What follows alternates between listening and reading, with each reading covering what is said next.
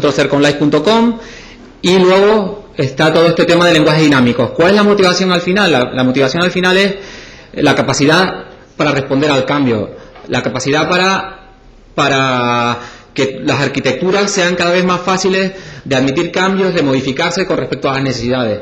Y entre ellos vemos que los lenguajes dinámicos pueden ser un elemento más que facilite que esas arquitecturas sean mucho más dinámicas y admitan mucho mejor los cambios. En ese sentido, nosotros estamos trabajando en la dirección de lenguajes dinámicos. También estamos trabajando en desarrollo basado en modelos y estamos trabajando también en desarrollo basado en metadatas. En la última versión del CRM hemos sacado nuestra plataforma Titan, que es una plataforma que principalmente se basa en gestión por metadatos. Entonces, todo este nuevo tipo de plataforma, y luego en live.com tenemos nuestra plataforma en la web. Como veis, hay una evolución de las plataformas y nosotros simplemente estamos trabajando en todas estas direcciones que creemos que tienen sentido y que en un futuro van a producir esa innovación. Y una de ellas es lenguaje dinámico. Vamos a sacar Iron Ruby, y Iron Ruby ahora mismo no, pero en un futuro permitirá que se compile completamente Rails. El objetivo número 1 de Iron Ruby es que Rails se compile sobre nuestra versión de Ruby. Y esta es un poco la idea sobre las que Microsoft trabaja. Bien. Muy bien. Pues pasamos entonces a Daniel Ortega de Sun. Yo soy Daniel Ortega, efectivamente vengo de una empresa que se llama Salenda. Lleva muy poco creada, llevamos 8 meses trabajando y nos dedicamos fundamentalmente, bueno, aquí están mis transparencias que voy a poner, nos dedicamos al desarrollo web, ¿vale? Al desarrollo por una parte, todo lo relacionado con Java, y a la formación, ¿vale? La formación que damos sí es oficial de Sun, pero quiero dejar claro que en ningún caso vengo representando a Sun, ¿vale? También quiero dejar claro que soy bastante nuevo en esto de los lenguajes dinámicos. O sea, yo soy un programador de la vieja escuela de Java, por así decirlo, y estoy bastante perdido en este mundo, ¿vale? Me estoy intentando poner al día. Les voy a contar un poquito, pues más o menos la historia de Java, el recorrido de los últimos años, hacia dónde va tendiendo o se ve que empieza a tender el mercado, ¿vale? No creo que nadie aquí conozca muy bien cómo funciona Java en aplicaciones web. El historial es bastante grande, es una tecnología muy madura, ¿vale? Bien implantada en el mercado, es una de las, si no la que más se usa a nivel empresarial, pues de las que más se usan para desarrollar aplicaciones empresariales. Y digamos que el framework que nos da la edición empresarial estándar, pues es un pack de librerías muy completo y que da muchos servicios, ¿vale?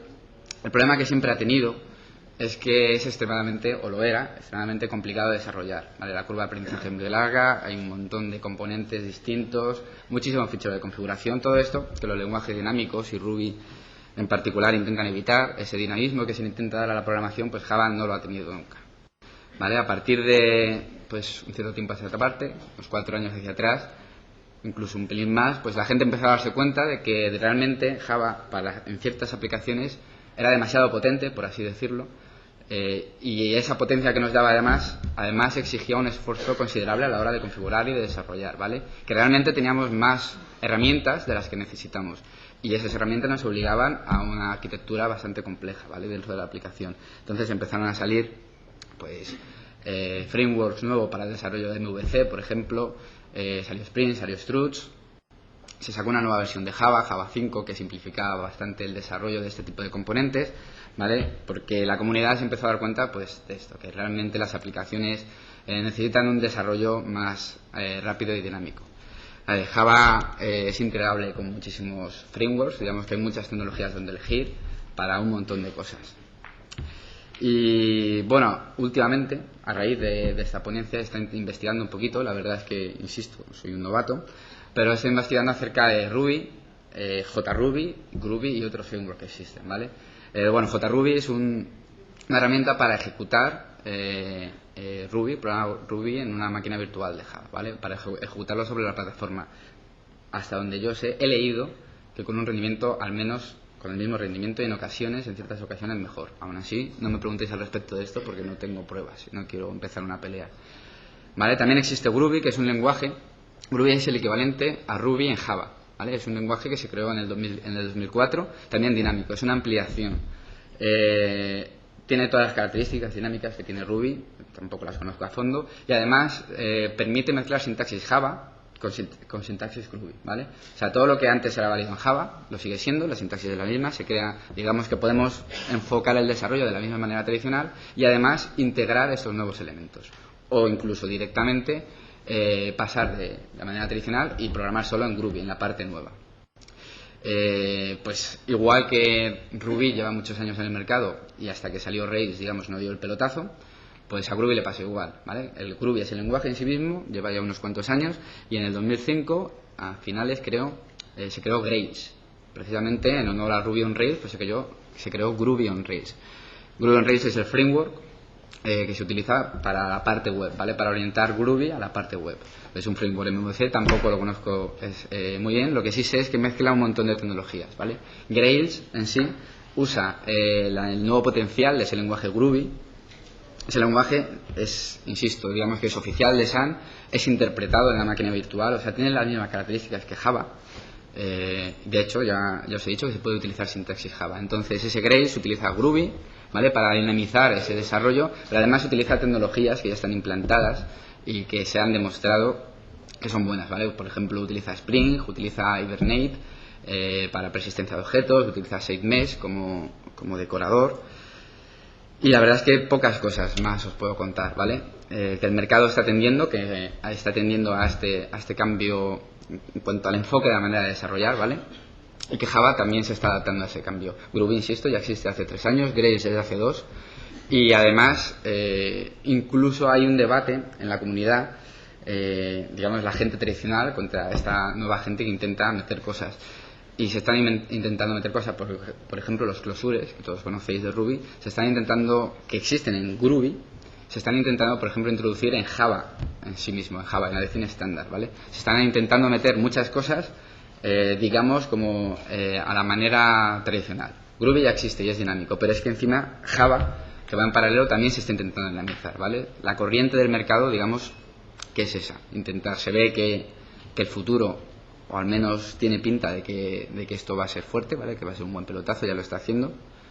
Y pues se están desarrollando esas tecnologías. Todavía son bastante inmaduras. Por ejemplo, Rails está en la versión 0.5.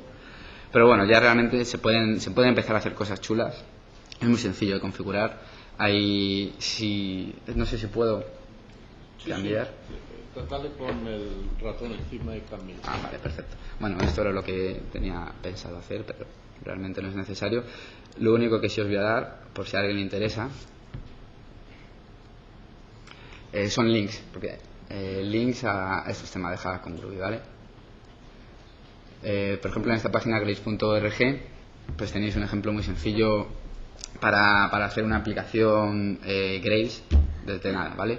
Usa Ant como herramienta para construir, tiene algunos esquemas predefinidos y con un par de comandos de la línea te construye el proyecto automáticamente para empezar de cero. Es bastante sencillo empezar.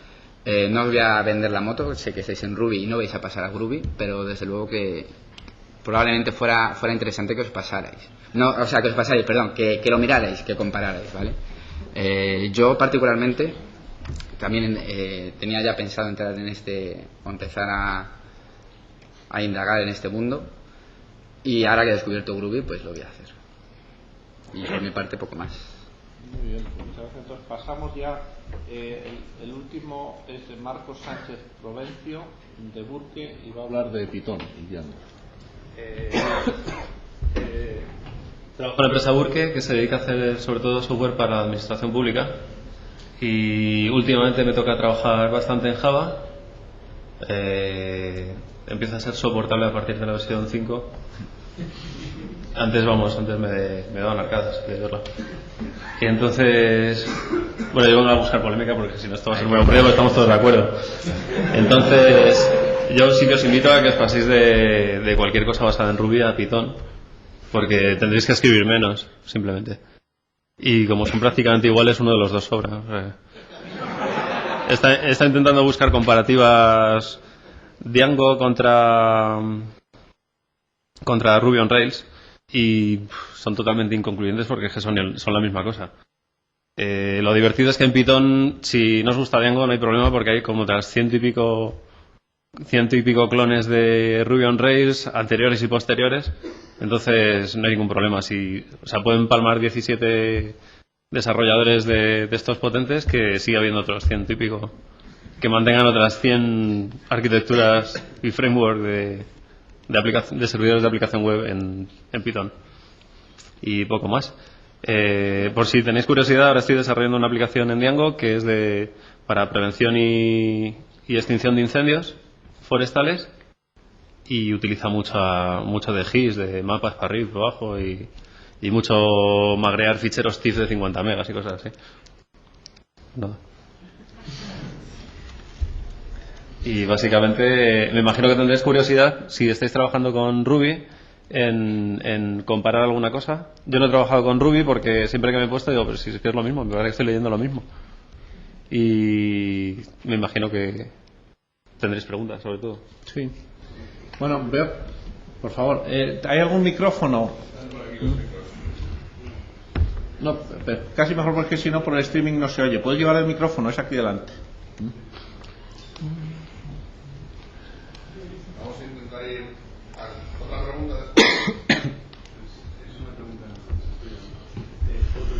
después. No está encendido, me parece.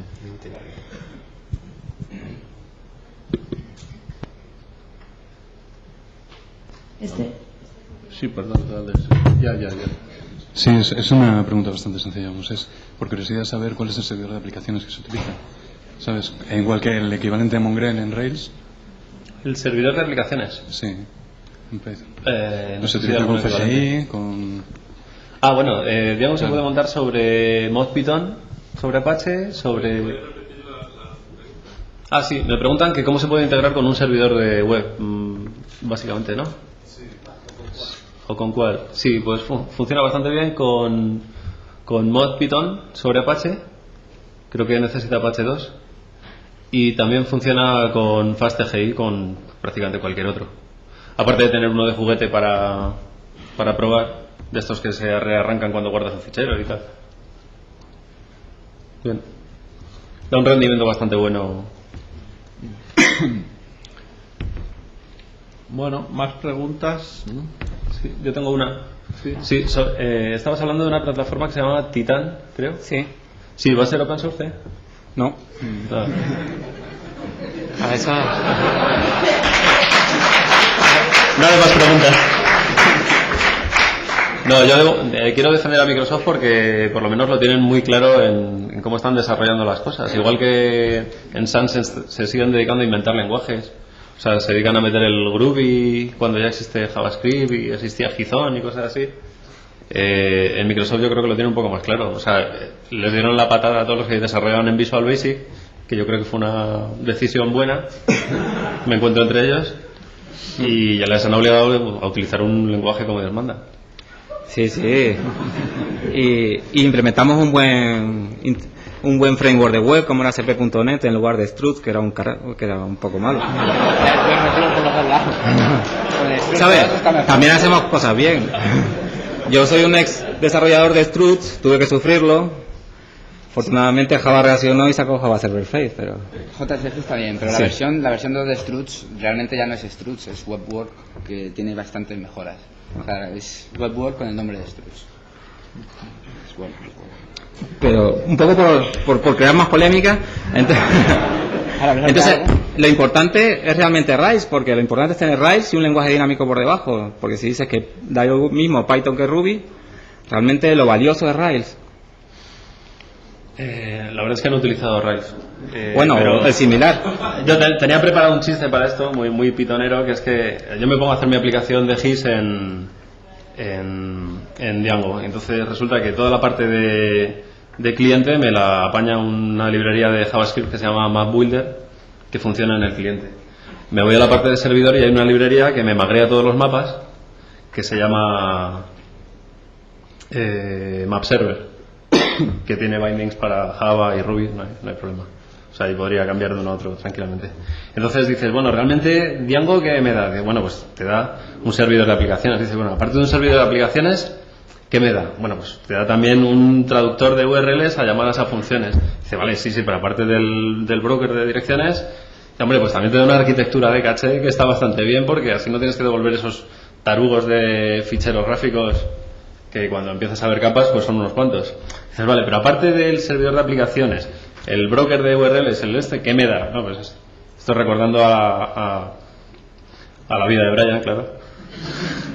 Pues eso, que empiezas a ver infraestructura y resulta que, joder, que al final algo que parecía que no estaba dando nada, tiene un montón de middleware ahí que está ayudándote a hacer cositas que realmente hace que funcionen las cosas, ¿no?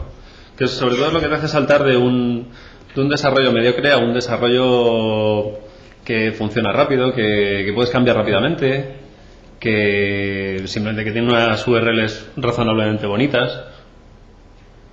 Pues... Y otra pregunta abierta. Y el mundo híbrido que plantea Java o que plantea Microsoft, en que puedes, en una misma aplicación, parte de tu aplicación puede estar escrita con lenguajes no dinámicos y otra parte con lenguajes dinámicos, ¿sabes? Porque si tienes que hacer una aplicación muy grande, utilizar en todos los elementos lenguajes dinámicos puede elevar una complejidad y puede haber puntos en que no tenga sentido usar esos lenguajes dinámicos. ¿Lo ves adecuado? ¿Crees que los lenguajes dinámicos son tan potentes que se deben utilizar no importa el tipo de aplicación? Yo creo que el futuro en realidad son los lenguajes que parecen dinámicos y en realidad son estáticos. Estoy probando ahora Vue, que tú escribes Python y en realidad por ahí hay alguien que compila a .NET. Yo por supuesto uso Mono. La próxima semana hay una conferencia de Mono. Sí, no he podido ir. Y entonces, precisamente, o sea, ahora las máquinas son tan potentes, los IDEs son tan potentes que, joder, si le digo que A es igual a 2, coño, casi imagínate que A es un entero, ¿no? O sea, yo me estoy acordando del Java 1.4 cuando tenías que decir la variable entera A, que es un nuevo entero y que vale 2. Y poco más que tenías que capturar la excepción, por si acaso te hacías un overflow ahí. Sí. Pero sigue siendo así. yo recuerdo mis épocas en que desarrollaba, que eso hace muchos años. Recuerdo aplicaciones hechas en JavaScript, que al fin y al cabo es un lenguaje dinámico, el antiguo lenguaje dinámico que teníamos todos. Y yo, aquí debería estar mi hermano, que es el que ama JavaScript. Yo odio JavaScript, pero bueno. Cuenca me invitó a mí. Y recuerdo que se me iban los demonios después de 6 meses en producción de una aplicación, que de repente encontraba un error de sintaxis en JavaScript, ¿sabes? Decía, ¿pero en qué estado estoy, Dios mío? 5 meses en producción y ahora encuentro un error, ¿sabes? Ese sentimiento lo tiene todo el mundo cuando se enfrenta a un lenguaje dinámico, ¿sabes? Ese compilador no me está ayudando. Esa inestabilidad que piensa ese jefe de proyecto tradicional, que no sabe cómo está ese código. ¿Cuál es la respuesta un poco que hay desde el mundo? Lo que pasa es que los lenguajes intentan ser super guays ahí capturando excepciones y luego en realidad pues una cosa tan tonta como me voy a un diccionario que no me acuerdo cómo se llaman ahora, Hasarai o algo así. Sí, una hashtag. Pero vamos, creo que es equivalente también en .NET. Me voy a un diccionario, le pido una clave, no está y no me da un error. No, me da un puntero loco. Y el puntero loco sigue por ahí hasta que te casca 10 páginas más abajo y te dice, no, aquí hay un puntero loco. Y dices, bueno, ¿y dónde ha salido? Entonces, sobre todo, joder, si puede dar un error de puntero nulo, dime que lo tengo que capturar. Claro. O sea, ya que te pones coñazo, sí. pues ponte coñazo de verdad, no a medias. Es que me recuerda lo de la seguridad. Yo viajé a Canarias Perdón. Es que yo creo que vamos a dejar a la audiencia. Sí, se pregunta si lo prefiero, ¿eh? Está la cosa muy animada. Hay una pregunta aquí, por favor, el micrófono.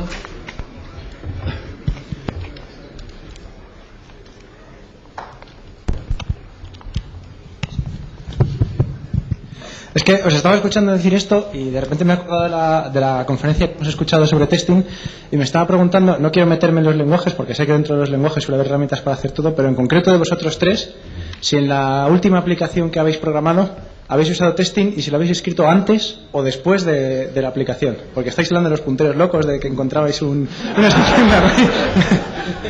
No, porque nos han preguntado antes que levantáramos la mano los que habíamos escrito testing y que nos levantáramos la mano los que habíamos escrito testing en la conferencia, y ha levantado la mano muy poca gente para ser una conferencia de testing, y tenía la duda aquí, ya que estábamos comparando con otros entornos, porque una de las cosas que nosotros hemos encontrado buena de Rails no es que tenga un unit test, porque Java lo tiene el JUnit, es que te invita a usarlo y que te construye los tests y te los deja en su sitio, y entonces que si no lo usas es porque estás, digamos, evitándolo a posta o una cosa así. Entonces, si me podíais responder los tres brevemente de la última aplicación o de las dos últimas que habéis hecho, en qué situación está.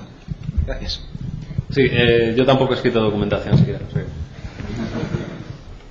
Yo en particular en ninguna he escrito pruebas, o sea, empiezas con buena voluntad y si te haces tus pruebas en JUnit y lo intentas, pero luego ya llegan los plazos, tienen las cosas tienen que estar hechas y las pruebas, los test son sobre la marcha. Lo haces, espera que funcione y cuando falle es cuando las arreglas, particularmente. Yo, pues, tampoco codifico mucho y lo que codifico es de prueba. Entonces, la última aplicación que hice, la intenté hacer con test, ¿de acuerdo? Y cuando la terminé y vi mis test, digo, estos test apestan. Esto está muy mal hecho, es decir, entonces lo que hice, me he comprado un libro de cómo hacer bien los test y me lo estoy leyendo para aprender a hacer programación dirigida por test. El problema es que yo soy muy viejo ya para hacer los test antes de escribir el código, ¿sabes? Es una cuestión de filosofía. Eso, yo lo de escribir test lo entiendo, pero entiendo que lo que le falta a la comunidad que escribe test es los que evangelizan o perdón por esa palabra sobre programación dirigida por test, tienen que explicar que los test es otro software más y hay que hacerlo bien, si no apestan igual que el código, ¿sabes? Si tú haces un código malo y voy a hacer un código y un test malo, los dos apestan, no estás arreglando el problema, ¿sabes? Entonces yo lo que estoy ahora es aprendiendo a cómo tengo que hacer los tests, porque efectivamente el código que escribí de test era absolutamente horroroso, ¿sabes? Como buen programador que soy, aunque no programé mucho, reconocí que mi código era penoso. Y es una técnica más que aprender, pero yo hace muchos años que no dirijo proyectos y no tengo una experiencia directa de proyectos dirigidos por test, ¿de acuerdo? Comprendo que son muy fáciles de usar, pero también hay que saber hacerlos. Es un poco la idea que tengo ahora mismo. Sí, yo tenía una pregunta para algún experto en Ruby on Rails, no sé si hay alguno por aquí, ¿cómo te ayuda? En Django están metiendo test y la verdad es que no me ha dado tiempo de mirarlo. ¿Qué tipo de ayudas tienes para hacer test en Ruby on Rails? Presión de la comunidad, obviamente. Sí, eso sí publicas tu código, ¿no? No, bueno. Diría yo casi tradición. Es una tradición especialmente si contribuyes cualquier patch o si quieres o si no quieres que se ríen de ti cuando le enseñas tu código a alguien. No, esa es buena. Porque te hacen burla. Sí. O sea, que prácticamente es por tradición. Prácticamente le estoy haciendo burla ahora. Estoy ya muy mayor. Pero no, muchos que empiezan con Rails usan la función scaffolding al principio para crear sus CRUD, o como le dicen, alza, o alto, you know. Y los scaffolding genera pruebas para ti. Sí, lo que pasa es que una prueba automática, por definición, es una prueba inútil. Es un esqueleto. Porque prueba cosas que ya funcionan. No prueba, es un esqueleto. Para ir añadiéndole. Ya. Pero también porque diría que mayormente tradición. Mucha de la gente que son líderes en el campo Rails también son líderes en el campo ágil. Sí, me fío más de la tradición que de los automatismos, pero porque todo el mundo que utiliza Eclipse tiene un montón de métodos que pone, y aquí va la documentación del método. Entonces al final lo que hace es busca y sustituye to do por nada, para que por lo menos no te dé la brasa. O sea que no, me fío más de la tradición que de herramientas automáticas. El problema es que si estás haciendo una aplicación social o cualquier cosa así, realmente importa si te sale un error, ¿qué va a pasar? ¿Alguien se va a morir? No. Entonces, por eso veo que a veces hay, no se atienden mucho de esos errores hasta que pasan y entonces se arreglan. y cap deploy y ya, arreglado, hasta el próximo. Pero hay sistemas, te puedo atestar, que hemos hecho por bancos y sistemas serios en Rails, donde no sería permisible tener esa actitud de no hacer pruebas, porque realmente como que no tienes compilador, no sabes, simplemente no sabes si vas a tener un error de sintaxis o lo que sea, hasta que funcione. Y hay métodos como Archive para saber si tienes cubrimiento, si has cubrido con pruebas todo el código. Bueno, hay una pregunta, ¿escribes primero los test y luego el código? Sí. Muy bien. Es para la persona, para el pitoniano. ¿Cómo te llamas? No. Creo que es pitonero. Hola. Bueno, En inglés es pythonista. Pythonista es. Es sobre el lenguaje en sí. En realidad es para el framework, pero bueno, como es la base y es un poco lo que infecta. ¿Qué es lo que tiene el Python? Que de los lenguajes dinámicos y de la gente que yo conozco, cuando engancha como el crack. Hay gente que yo conozco que el mismo, que estabas usando el Ruby como el Python. Pero es que he conocido a buenos sí, hackers muy buenos.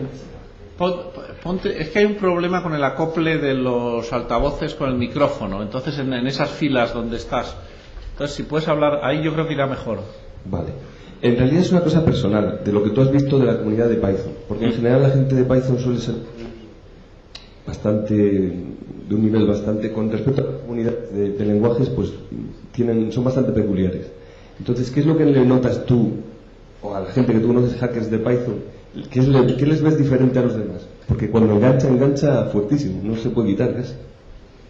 Yo creo que básicamente creo que es tu caso.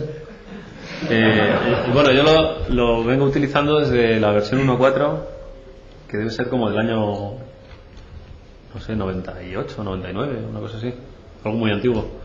Y me enganchó porque se escribe a poco y valía cualquier bloque de notas para probarlo. Entonces era como, joder, si puedo utilizar esto, ¿para qué utilizar otra cosa?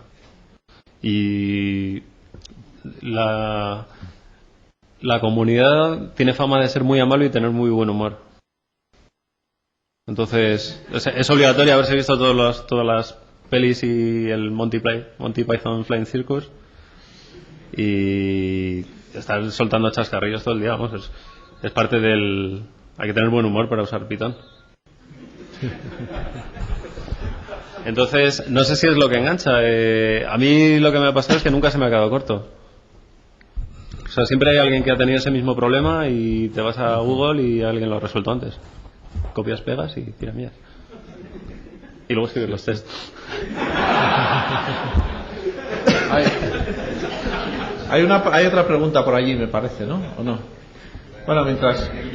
Tengo yo un par de preguntitas para Marcos.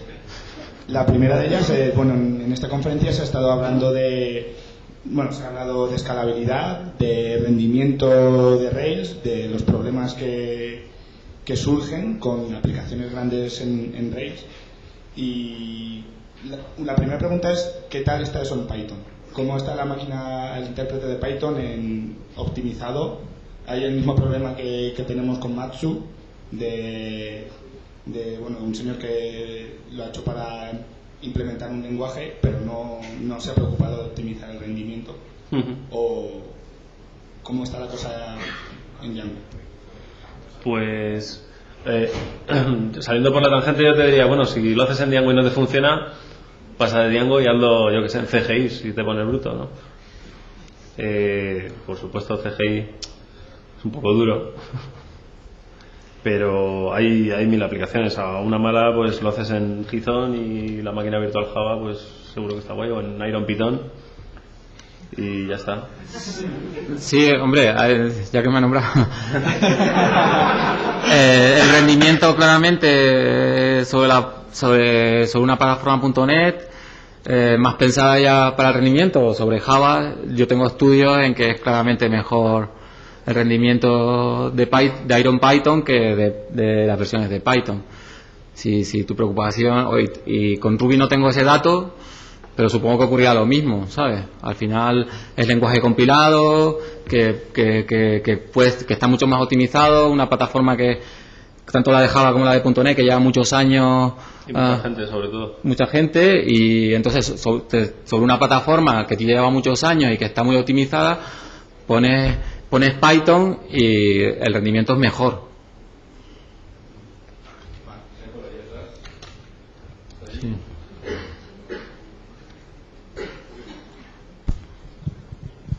Hola, quería hablar con respecto a los test, algo bueno, como no los usáis, es normal. Bueno, los test no son solo, se pueden hacer Vente más adelante yo creo que un poco más todavía. Ya. Que resulta que hacer test además es bueno, incluso hacerlos a posteriori para evitar efectos colaterales. Si tú derivado, entonces os habrá pasado alguna vez que modifiques algo y algo que funcionaba ya no funciona. Si hubierais hecho los test incluso después de haberlo desarrollado y que lo pruebes bien, cuando hacéis cualquier modificación paséis otra vez los test y saltará donde está el fallo y no os va a dar esa cuando se enseñando porque la modificación la habréis hecho mucho antes. Bueno, a lo mejor se me han entendido mal. Yo creo que hacer los test es muy importante. Yo organizo programas para arquitectos de software y el año pasado organicé unos 9 y 3 de ellos fueron sobre testing, cómo hacer test automatizados, ¿sabes? La idea es que una cosa es que lo considero importante, otra cosa es que si me preguntan a mí si hago test o no hago test, ¿sabes? Que es distinta la pregunta. Y también quería comentar que RISE lo que te ofrece es un esqueleto muy sencillo para realizar test. Cada vez que creas un modelo, te crea los archivos para hacer los test sobre el modelo. Cada vez que creas un controlador, te crea los archivos para hacerlo. Y te lo da todo tan sencillo que es que si no lo usas porque no quieres. Pero está ahí, está muy sencillo y vamos, yo lo digo. Yo sí, es muy sencillo, pero yo repito la pregunta. ¿Cuántos de vosotros habéis escrito los tests antes de hacer el programa? Sí, yo tengo consultores en Microsoft que hacen eso a rajatabla, ¿de acuerdo? Hay gente hay una comunidad, digamos que Microsoft España tiene un área de consultoría que hace desarrollo y hay un área dentro de esa consultoría que considera fundamental todo el tema de test y son todos los que me organizan los eventos, ¿de acuerdo? No quiero, y la herramienta de Visual Studio te soporta la generación de esqueletos de test de forma automática, el lanzamiento de test unitarios. Lo consideramos que es un elemento, y desde el punto de vista de Microsoft es un elemento fundamental. Aquí lo que puedo explicar un poco como de Microsoft, todo el desarrollo, cómo desarrolla Microsoft, o lo puedo contar así a título general y chascarrillo. Pues nosotros creemos en la integración diaria, ¿de acuerdo? Por lo cual todos los días se hace un daily build.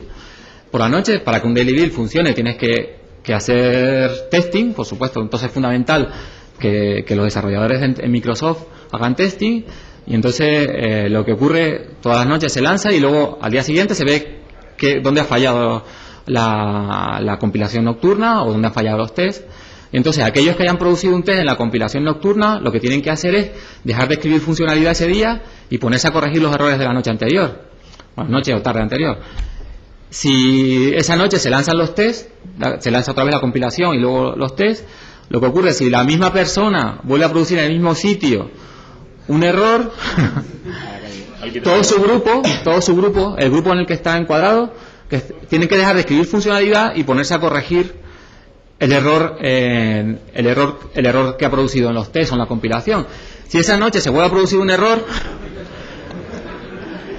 lo que ocurre es que ese día se tiene que quedar a que termine la compilación diaria. La compilación diaria no es en mitad de la noche, es por la tarde, para que tampoco sea excesivamente gravoso, pero esa es un poco la idea de cuál es el modelo en el que se desarrolla dentro de lo que es los productos de Microsoft. Totalmente orientada a lo que tú dices, ¿de acuerdo? Sí. Realmente, yo creo que... realmente yo creo que nadie pone en duda la utilidad de los tests. Está claro que probar tu código siempre es necesario. Si lo haces antes, mucho mejor. Pero el problema realmente son los recursos. Yo en mi caso particular no hacemos pruebas porque somos 2 personas. Literalmente, ¿vale? Bueno, también dependerá de los plazos. O sea, nosotros en el proyecto que estamos ahora para la Carlos III lo tenemos que entregar dentro de 20 días y faltan muchas cosas por hacer. O sea, no nos planteamos hacer test porque no nos da tiempo. Si tuviéramos tiempo de sobra, probablemente tampoco lo hiciéramos, pero al menos tendríamos remordimiento de conciencia. Yendo con el tiempo al límite, pues no puedes hacer otra cosa que programar y programar y programar. Y si para el lunes tiene que haber una funcionalidad o dos hechas, pues tienen que estar, ¿vale? Y lo pruebas como buenamente puedas. Sí, más sobre test. Una cosa que me encanta de Python es que tiene lo que se llama doctest, que es absolutamente genial, que es como yo descubrí los test de ahí. Estaba usando el código para una cosa de inteligencia artificial, código de ejemplo del libro AIMA, y todos los ejemplos vienen en doctest, y empecé a acostumbrarme a poner ejemplos de uso en cada función que escribía, y el ejemplo de uso es con el prompt y se ejecuta con doctest y funciona, es decir, lo copias y lo pegas. ¿Tiene Ruby algo parecido a eso? Es decir, en Python hay un módulo que captura de la documentación de cada función ejemplos formateados como prompt, llamada función y resultado, y esas secuencias constituyen test y las va ejecutando automáticamente cuando uno llama al módulo ese. ¿Tiene Ruby o Rails algo de ese estilo? ¿Expertos? Bruce.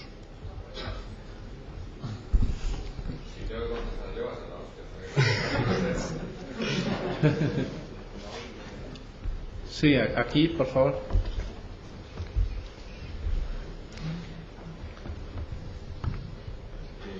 No sé si entendí bien la pregunta, pero me parece que en Ruby nuestro código es tan leíble que simplemente miras y ejecutas las pruebas, ¿no?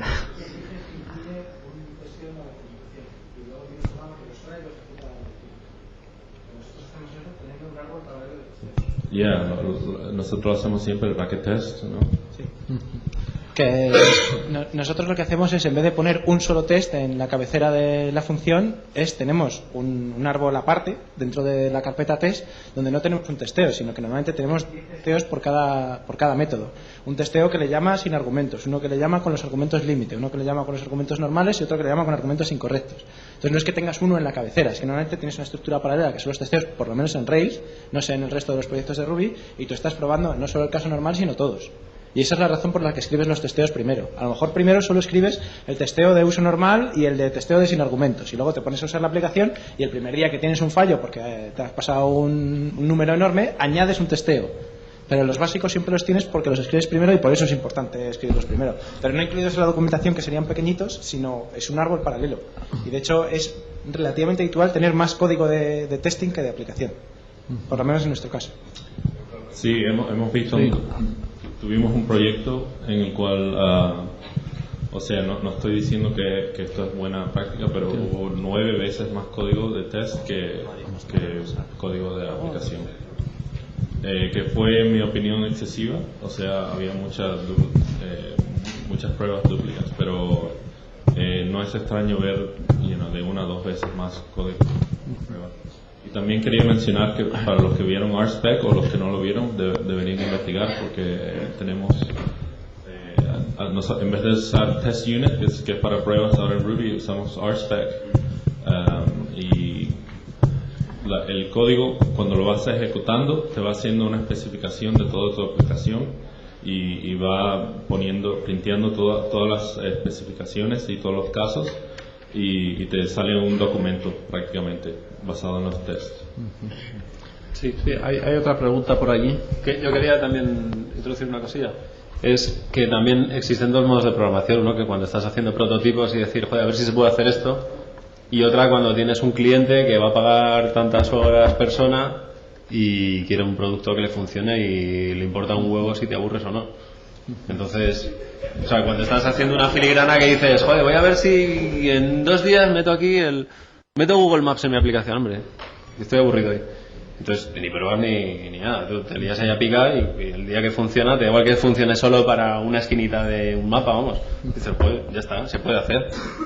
Que venga el picacódigo, que yo estoy muy mayor y que lo haga bien. O sea, que vamos, que tampoco hay que perder la chaveta con las pruebas, vamos. Sí. Yo quería introducir otra pregunta, otro tema, porque estamos hablando mucho de los test, pero yo creo que hay otro tema que es igual o más relevante y es la barrera de entrada. O sea, nosotros, por ejemplo, intentamos una vez utilizar Python y sobre todo Plone, y aquello, vamos, fue como un plomo. O sea, Bueno, pero vamos, es un framework muy utilizado en el marco de... Y la verdad es que la barrera de entrada era complicadísima. Con Java también existe un poco ese problema. Entonces yo creo que con Rails, de hecho, tú les das el libro y a la hora ya tienen funcionando algo. O sea, y creo que eso es algo que no tiene ningún otro framework ni entorno de desarrollo. Entonces, sí me gustaría que diese un poco vuestra visión sobre ese tema. Porque a mí eso, lo de Plone lo tuvimos que abandonar, vamos. Pasamos a Drupal pensando que PHP era mejor y crisis total otra vez. Y acabamos en Joomla y bueno, con eso sobrevivimos más o menos. Y al final luego con Rails la cosa ha sido maravilloso. Entonces, vamos, con experiencia, yo no lo he programado, yo simplemente he dicho que lo programe y he visto lo que pasaba, ¿no? Pero vamos, es indicativo, ¿no? Vamos, cada vez que mencionan Zope o sus derivados o herramientas desarrolladas sobre Zope, como es Plone, yo creo que los pitoneros de verdad ponen cara así de vergüenza y sí, está hecho en Python. Lo malo de Zope en general es que lo hicieron un par de genios en el peor sentido de la palabra. O sea, gente esa que les cabe el código fuente de Linux en la cabeza y dice, sí, la función tal. Entonces, claro, son ellos que lo sigan, ¿no? Sí, el plan es un desastre, pero en Django se puede hacer que es el wiki en 10 minutos y el no sé qué más es la integración, seguro, sí, en 10 minutos añades agua y sale.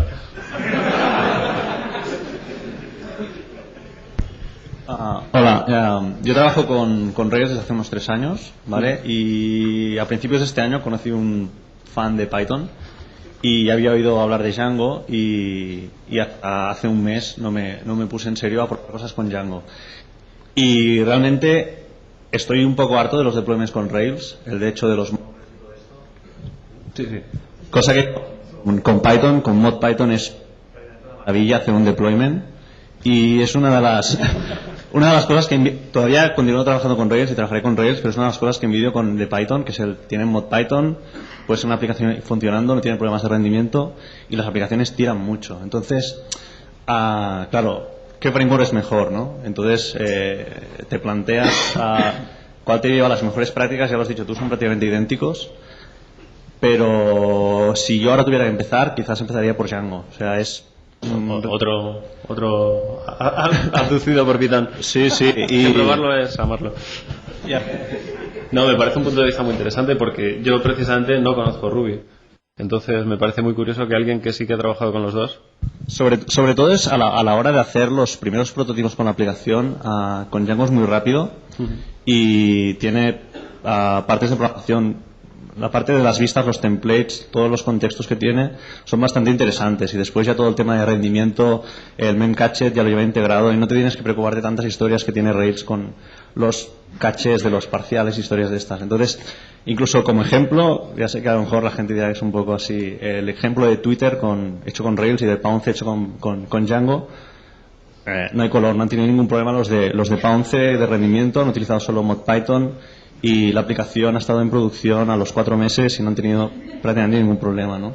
Sí, ¿qué es lo que ves significativamente mejor de Ruby on Rails sobre Django? ¿Tú que has visto las dos? Sí, es para utilizarlo en la próxima charla. Es que Ruby es muy bonito. Yo entiendo que la gente que... nosotros prácticamente podríamos decir que aunque hayas trabajado antes con Rails, no has hecho nada, entonces has entrado...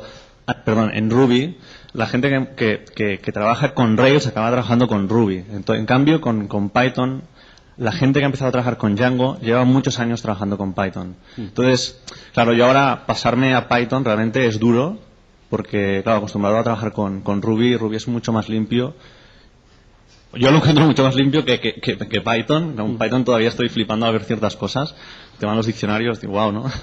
Pero igualmente lo encuentro súper potente, ¿no? Incluso ciertos scripts y ciertos, no sé, ejemplos de sistemas de controles de versiones hechos, por ejemplo, en Python enteramente, como es Mercurial, tiene un rendimiento increíble comparado con otros sistemas hechos en C. Entonces, claro, dices, wow, tiene un rendimiento, una aplicación hecha totalmente en Python, tiene este rendimiento comparado con una aplicación hecha en C. Entonces dices, aquí hay algo, ¿no? Entonces, la queja sería, ¿por qué no ha sido nadie capaz durante estos, digamos 3 años, acelerar el desarrollo de, por ejemplo, Rubinews, o hacer que ModRuby tire más, o que los deployments en Rails sean mucho más fáciles? Porque es que, viendo cómo es un deployment en Python, dices, wow, ¿qué estamos haciendo la gente que estamos trabajando en Rails, ¿no? Esta es mi reflexión, ¿no? Bueno, lo bueno del open source es que se pueden copiar. O sea, desde que salió, vamos, no salió porque me imagino que sean de una antigüedad parecida. Desde que Ruby empezó a tomar notoriedad, Python ha mejorado mucho porque se le han copiado muchas cosas. O sea, de hecho, estaba leyendo una página de c2.com, creo que se llama, que decía que Python y Ruby convergen. O sea, lo que saca uno lo saca el otro directamente. Entonces, solo hay que mirar cómo está hecho en Python y copiarlo. Para eso es el open source, para copiarse. Y solo quería decir una cosa, que normalmente los programas que dan mejor rendimiento en lenguajes dinámicos que en lenguajes estáticos, normalmente es porque en lenguajes dinámicos te da tiempo a probar 10 versiones de un algoritmo antes de decir esta es buena. En los lenguajes estáticos, sobre todo si son militares, o sea, no, quiero decir Ada, no quería decir Java. Estás tan contento de que te compile que dices, Dios, ya.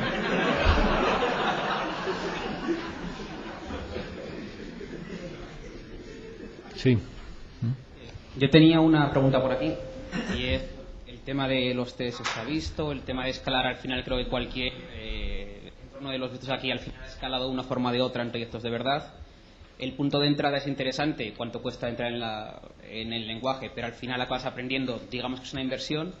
Pero yo, que venía de un entorno también corporativo grande, venía muy escéptico al mundo Rails, me sorprendió ver que a mí lo que más me impresiona es que podemos realmente trabajar de forma muy ágil. Cuando cambio un requisito, el código que yo he hecho lo puedo modificar en muy poquitos sitios, y esto me permite hacer varios cambios, ¿no? En otros entornos, el mundo Java quizás le conozco un poco más, como hay tanta configuración por detrás, hacer un pequeño cambio me acaba obligando, incluso aunque sea anotaciones, utilice ciertos trucos, me obliga a invertir mucho tiempo, ¿vale?, para hacer un cambio que puede tener más impacto o menos. Entonces, en el mundo Django, que lo desconozco, y no sé en Microsoft, no solamente en dinámico, me gustaría saber, cuando hay cambios en los requisitos, realmente si es mucho esfuerzo, si hay mucha configuración por detrás, si hay mucho código generado, si hay mucho empaste por detrás, para que cuando me piden un cambio yo pueda dedicarme a cambiarlo y funcionar, o si tengo que dedicar 2 días en configuración, en redeployments, en no sé qué, antes de poder poner a trabajar, ¿no? Un poco eso me sorprendió a mí, es la parte que más veo en el día a día, que podemos aceptar muchísimos cambios, y en un proyecto que en la web sobre todo están muy vivos, ¿vale?, te permite sobrevivir de una manera que en otros sitios acabaría siendo un lastre bastante grande. Sí, yo creo que ese es uno de los principales elementos que hacen que las plataformas estén cambiando, ¿sabes?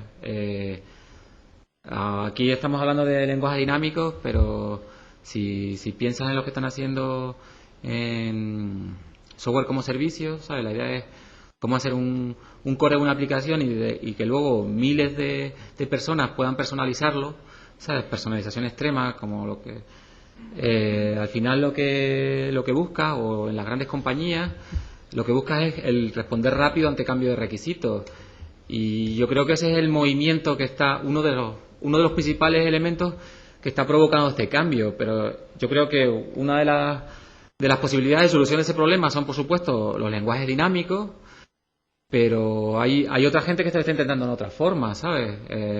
Frameworks especiales, desarrollo dirigido por modelos, sistemas basados en metadata. Perdona, Carlos, la pregunta más o menos era un poco para los tres, no ver de qué forma, no que hay otros sistemas, sino de qué forma con los frameworks que estamos aquí representando se pueden afrontar estas cosas.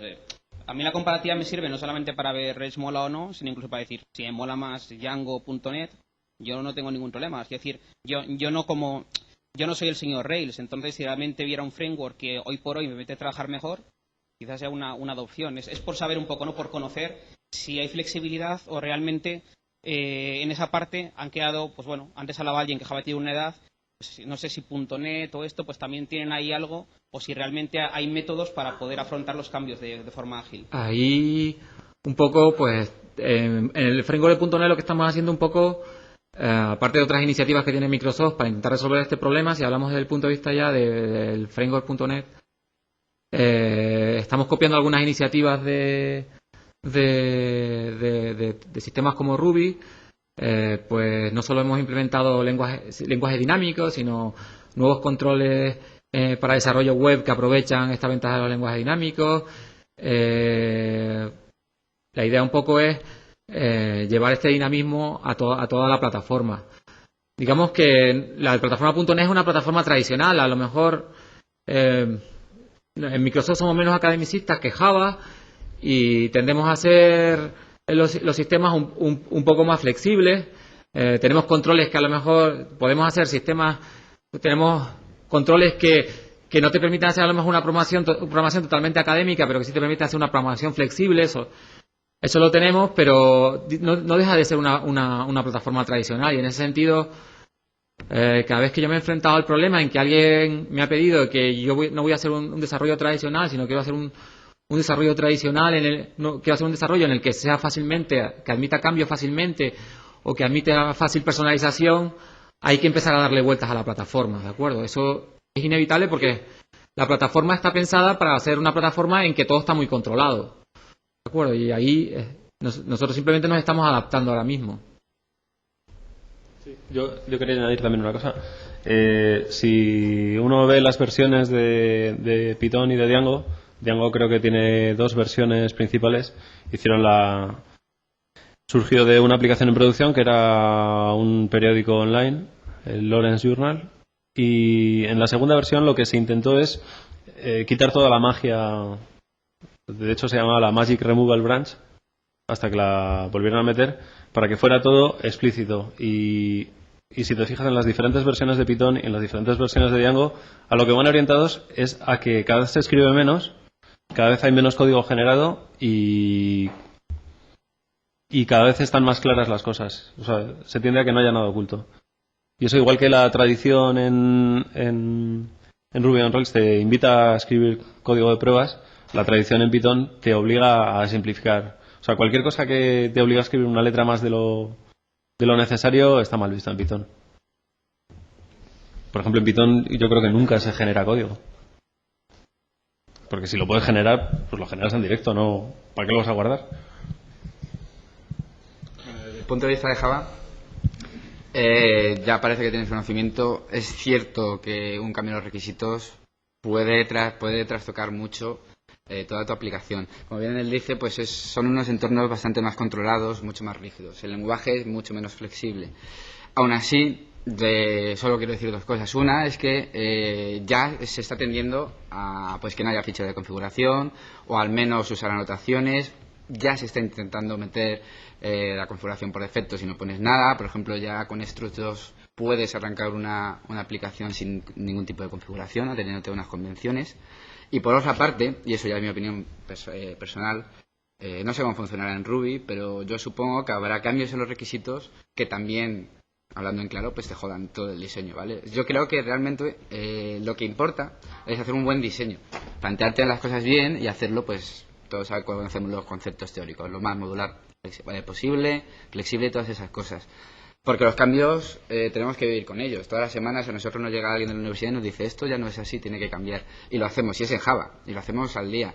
Sí tenemos que tocar algunos ficheros, pero una vez que ya estás al nivel, ya te has aprendido para qué sirve cada cosa, realmente no es tan malo como lo pinta. Desde luego que no es inmediato el cambio, como puede ser en otros lenguajes, pero es muy rápido. Tocas el struct por aquí, tocas otro fichero, cambias lo que tienes que cambiar, haces un deploy y en 10 minutos puedes haber hecho un cambio sin ningún problema. Además hay que añadir que ahora, como todas las aplicaciones son web, no tienes que hacer que funcione siempre en cualquier condición, quieres que funcione la próxima semana, porque de aquí a dentro de una semana te van a pedir otro cambio. Entonces, con que funcione en ese servidor que está instalado, que está dando servicio a miles de clientes durante una semana, ya te vale, aunque luego le pegas fuego al servidor. Entonces, claro, muchas de las teorías de de desarrollo y tal están hechas para las cosas que se tardaban un año en desarrollar, que había un planchado de CDs o incluso de cintas y se mandaban en camión a los clientes. Eso ya no existe. O sea, ahora tú publicas, le das al botón y publicas. Que, ostras, me he equivocado. Le vuelvo a dar el botón y ya está publicado. Te llaman, oye, que me ha salido un error. Lo corre, ya está. O sea, entonces, bueno, muchas de esas cosas. Hay entornos en que eso no puede ser así, no te dejan que sea así. Las empresas son así, ¿sabes? Pero sin embargo tienen esos problemas de flexibilidad igual, ¿sabes? Que no son capaces de solucionar con la programación tradicional. Entonces hay que llevar también a esos entornos la flexibilidad. Entornos que requieren preproducción, que requieren que se pruebe. Yo conozco varios ejemplos en el cual no se puede. Cuando un gran banco desarrolla una aplicación multipaís, han llegado a la conclusión que son incapaces de cerrar la matriz de requisitos, ¿sabes? Es imposible hacer una aplicación con la matriz de requisitos cerrada cuando haces una aplicación que va a correr en 10 países. ¿Por qué? Porque las diferencias culturales son tan grandes y entonces para abarcar ese tipo de aplicaciones en que los requisitos no los puedes cerrar, no puedes hacer un buen diseño porque no sabes qué exactamente todo lo que te van a pedir, ¿sabes? Tienes que ir a arquitecturas flexibles para poderlo resolver. Y esos son el tipo de arquitecturas que yo creo que pueden ser subsanadas en parte por los lenguajes dinámicos y los frameworks, ¿de acuerdo? Yo no creo que estamos en un momento final, sino estamos en un momento de cambio en que se está buscando cómo solucionar esos problemas, ¿de acuerdo? No he visto todavía ninguna tecnología que sea superior a la otra y que ya tenga la solución mágica para esos problemas, ¿de acuerdo? Si tienes que hacer una aplicación que tiene 2000 pantallas y tiene que ser flexible y que tiene que ser personalizable al final por los usuarios, pues eso son unas arquitecturas que están todavía fuera de lo que somos capaces de concebir, ¿sabes? En ese sentido, pues yo creo que los lenguajes dinámicos son un buen principio, pero no vale solo con el lenguaje, toda la plataforma tiene que ir evolucionando en ese sentido. Bueno, como ya es muy tarde, vamos a dejar pie para una última pregunta. ¿Hay alguna última pregunta? A ver.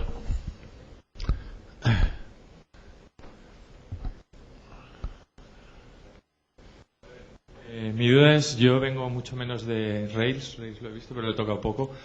Y a mí lo que he visto, o lo que me da impresión, es que está muy pensado para Web 2.0, redes sociales, desarrollo rápido. Pero cuando te metes en temas, y sí que me gustaría vuestra opinión, en temas quizá más empresariales, entre comillas, como puede ser un banco con transaccionalidad, que yo os oigo de, oye, pues me sale un error y lo cambio y tal cual. Me sale un error y se me van 500.000 millones y no hay cambios. ¿Esos requerimientos, veis esa plataforma ahí o para comunicaciones con temas de mensajería, cosas así? ¿O creéis que para eso sigue necesitándose cosas como Microsoft o como Java? Yo creo que sigue necesitándose cosas como .NET y Java. Java, ¿no lo he dicho? No, pero te pongo un ejemplo que ha ocurrido en un banco, solo por poner un ejemplo y luego lo soluciona. En un gran banco quisieron añadir la relación entre marido y mujer en la base de datos para ahorrarse una carta, enviar una carta por familia. Y el problema de flexibilidad que tuvieron es que añadieron esa relación en la base de datos y hasta que consiguieron que pasara todas las capas y llegara a la aplicación que saca los informes, el coste final de esa aplicación fue mayor que el beneficio que tenían. ¿Por qué? Porque son unas arquitecturas poco dadas al cambio, ¿de acuerdo? Entonces, los grandes bancos, las grandes productores de software dentro de la empresa conocen el problema y lo están sufriendo. Lo que pasa es que ellos todavía no ven una solución que internamente les dé esa flexibilidad. Vamos a pasar a los de Rails, que la pregunta iba para ellos. A ver, aquí hay un voluntario. Le quería poner un ejemplo. Nosotros tenemos en desarrollo una aplicación de gestión de corporaciones educativas, es decir, lo que tenemos son altas, bajas y modificaciones de datos de niños, de sus notas, de sus exámenes, etcétera. Y primero, son datos amparados por Ley Orgánica de Protección de Datos y cosas de este estilo, entonces hay que tener mucho cuidado con ellos. Y aún así hemos desarrollado la aplicación en Rails y lo que tenemos son, medidas de precaución en el diseño. Pero Rails no te impide que la aplicación sea sólida, y una de las cosas que nosotros hacemos es tener una tabla en la que guardamos todas las modificaciones de todos los cambios, de todos los datos que son referentes a cosas susceptibles de tener que restaurar. Entonces, cuando a alguien le cambia una tilde al apellido de un niño, nosotros tenemos una tabla donde guardamos menganito a tal hora, usando tal acción, ha guardado este campo que antes tenía esto otro, y podemos reconstruir hacia atrás cualquier acción. Y eso está hecho en Rails y con un plugin. O sea, no hay que saber hacerlo. Coges, te pones el Rails, te pones el Actas Audited y te funciona. Entonces, lo de si hace falta o no hace falta un entorno tradicional como Java para algo empresarial, no. Lo que hace falta es un diseño cuidadoso. No está la debilidad en el entorno. Vale. Me parece que otro voluntario quería contestar allí de...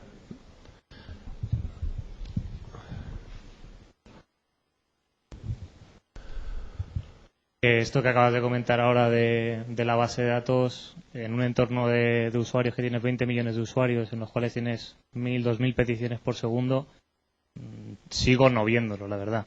Me ha hecho 2.000 peticiones por segundo. ¿En qué arquitectura tienes? Tendrás clustering de base de datos, me imagino. ¿Qué base de datos utilizas?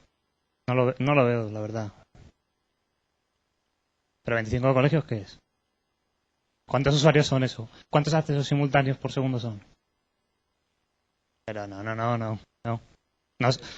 Volvemos a lo mismo. No es que no escale, es que no se hacen aplicaciones en entornos que necesiten escalar en ese sentido. Es como la conferencia que hemos tenido de Ericsson, que después de estar criticando todo, lo único bonito que había era Rails, de pronto resulta que no soportaba nada multimedia, en la aplicación se ha hecho en Java, no veo qué soluciones empresariales hay que soporten cosas que no sean web.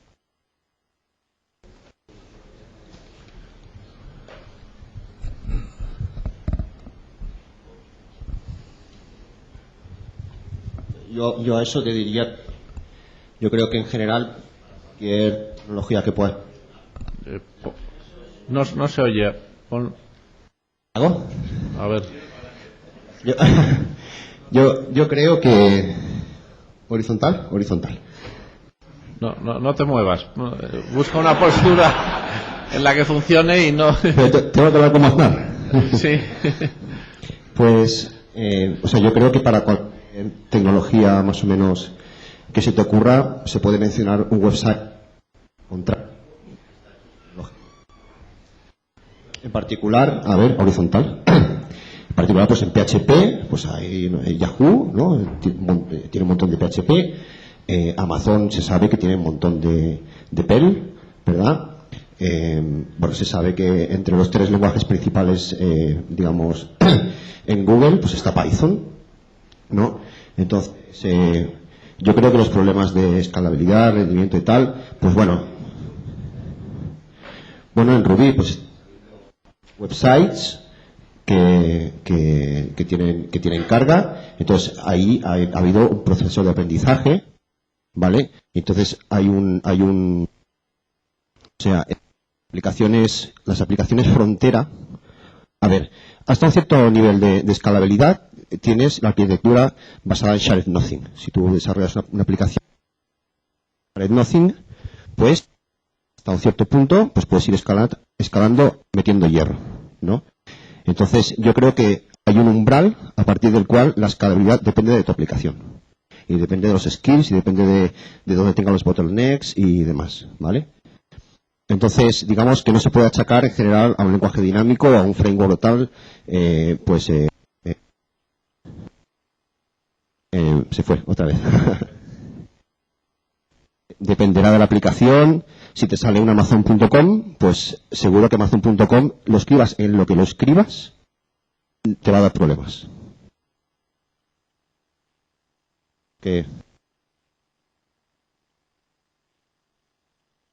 No, por favor.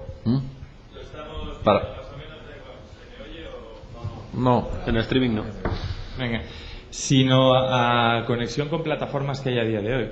Pues oye, me tengo que conectar con un TIPCO para mandar mensajes o para recibir mensajes, o con una cola de JMS, o tengo que establecer transaccionalidad entre 3 sistemas completamente diferentes. Eso es lo que quizá no veo tanto. Yo aplicaría, digamos, un axioma general, que es que debes utilizar las tecnologías a ciegas. Si, bueno, en general, se hace raro hablar así. Si quieres más adelante. Salgo, a ver.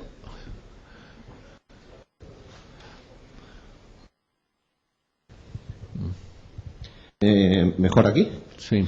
Vale, pues, o sea, yo creo que, en general está difícil de contestar eso. Yo creo que habría que ver el caso particular del proyecto o del problema que debes resolver, y si en Ruby no hay una solución adecuada y la hay en otro lenguaje, me parece que sería un error usar Ruby, ¿no? Y, o sea, yo creo que al final un poco de sentido común, ¿no? Y de no encegarte en algo, ¿no? Cada tecnología tiene sus ventajas, ¿no? Por ejemplo, yo creo que JRuby tiene un potencial bastante fuerte, porque a veces te encuentras que pues una cierta gente tiene algo legacy, que se lo tiene en Java, no sé qué, o que hay una librería en Java de puta madre y no sé cuántos. Oye, pues tira por JRuby si tal, ¿no? En fin, yo creo que depende de cada caso y hay que aplicar sentido común y ya está. Gizón no se ha comido un rosco, ¿eh? Y es como JRuby, pero hace 6 años, vamos. Sí, lo he usado, he hecho proyectos con Jython, que además me encantó. Y vamos, en fin, y se usa Java desde Jython, en fin, de puta madre, Swing, lo que tú quieras, ¿no? Y yo creo que son oportunidades, ¿no? Entonces, ¿vas a usar Jython o JRuby en cualquier sitio? Pues no, tampoco. Si aplica Jython, de puta madre. Que aplica otra cosa, pues nada. A veces los mismos clientes tienen requisitos técnicos. Oye, mira, aquí no me metes nada que no sea tal cosa, ¿vale? Pues está ok, es tu decisión, ¿no? Vale. Sí, había otra mano levantada aquí. Bueno, y otra, apuntamos y ya con eso cortamos, que si no se nos va a hacer muy tarde. Por favor.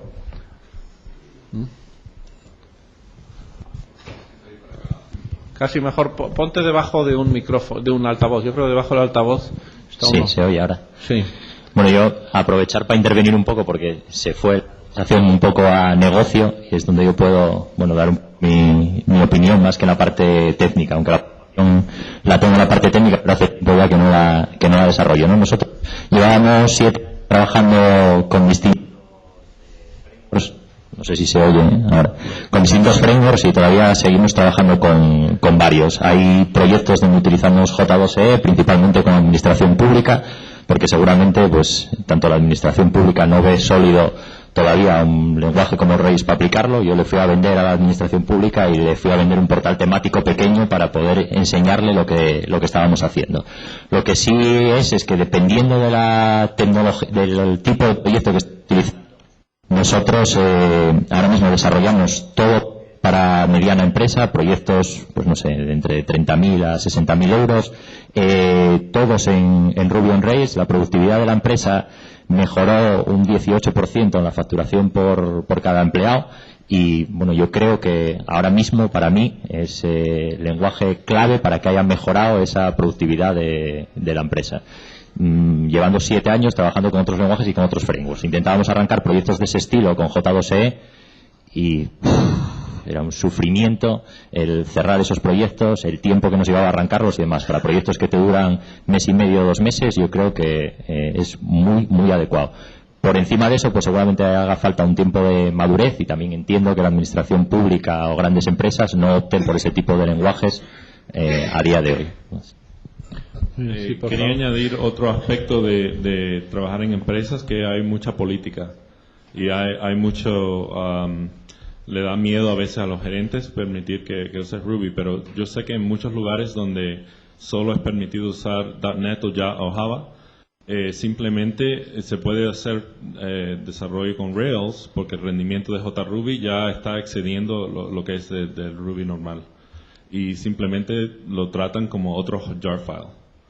O sea, estamos haciendo aplicaciones en Rails, lo desarrollamos con Mongrel y con CRuby, pero el deployo es en un servidor de aplicación normal de Java y JRuby se considera, es más, Rails como otro jar file con el deployo y simplemente ya, no hay problema de política, no hay problema de considerarlo algo nuevo y extraño ni tener miedo.